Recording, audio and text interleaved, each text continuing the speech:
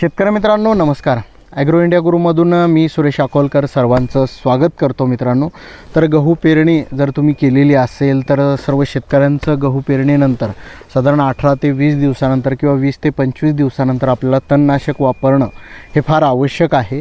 तर तणनाशक वापरताना आपल्याला नेमकी काळजी काय घ्यायची आहे ते मी एकदा सविस्तर सांगतो. कारण बरेच वेळेस बरेच शेतकरी तणनाशक वापरतात परंतु त्यांना म्हणावे तसे रिझल्ट येत नाही किंवा चुकीचं वापरल्यामुळे रिझल्ट तर येत नाही, नुकसान मोठ्या प्रमाणात होतं.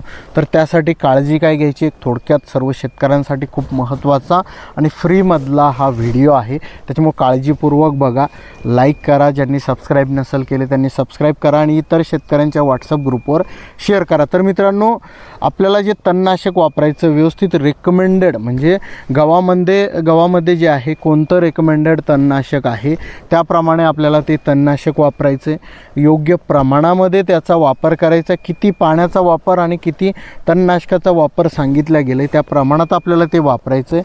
त्याचबरोबर आपण जे तणनाशकासाठी पंप वापरणार आहोत तर तो ग्लायसेलचा किंवा इतर तणनाशक जे वापरतो, ऊसामधलं तणनाशक असेल किंवा ग्लायसेल असेल त्याचा तणनाशकाचा पंपाचा वापर करू नका. शक्यतो जे आपण कीटकनाशक बुरशीनाशकाचा पंप जो आहे त्याचा वापर गव्हाच्या तणनाशकासाठी करू शकता, तो पंप वापरा, जेणेकरून साईड इफेक्ट आपल्याला कुठलेही दिसणार नाही. गढूळ पाण्याचा वापर अजिबात करायचा नाही, जेणेकरून आपल्याला रिझल्ट हे 100% मिळतील. विहिरीचं बोरवेलचं कुठलंही चांगलं पाण्याचा वापर तुम्ही करू शकता, माती मिश्रित पाण्याचा वापर आपल्याला करायचा नाही आहे.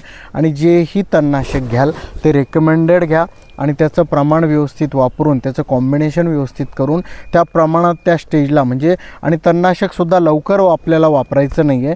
20-22 दिवसानंतरच गव्हामध्ये तणनाशक वापरायचं आणि पाणी दिल्यानंतर म्हणजे आता तुम्ही पाणी दुसरं ते तिसरं पाणी दिल्यानंतर जमिनीमध्ये ओल पुरेपूर असेल, फक्त वापसावस्था चालण्याची वापसावस्था होईल अशा कंडिशनला तणनाशक मारा, जेणेकरून रिझल्ट हे खूप चांगले येतील. तण पूर्णपणे जळेल आणि कुठलंही गव्हावर ताण पडणार नाही आणि रिझल्ट 100% येतील मित्रांनो.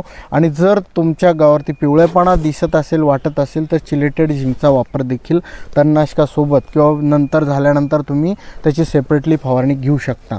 तर मित्रांनो, हा व्हिडिओ खूप महत्त्वाचा आहे शेतकऱ्यांना तणनाशक वापरण्यासाठी. हा व्हिडिओ सर्व शेतकऱ्यांना शेअर करा, जास्तीत जास्त शेतकऱ्यांपर्यंत हा व्हिडिओ गेला पाहिजे. लाईक करा. आतापर्यंत आपल्या ॲग्रो इंडिया गुरु या चॅनलला सबस्क्राईब फॉलो केलं नसेल तर नक्की करा. धन्यवाद.